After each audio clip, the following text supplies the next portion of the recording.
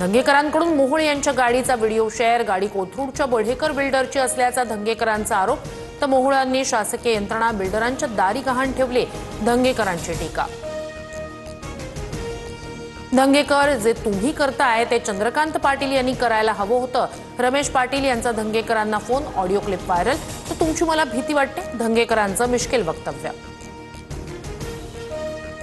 सांगलीत जयंत पाटलांच्या कारखान्याचं नाव रात्री अज्ञातानं बदललं। राजाराम बापू कारखान्याचं नाव बदलून राजे विजय डफळे असं लिहिलं।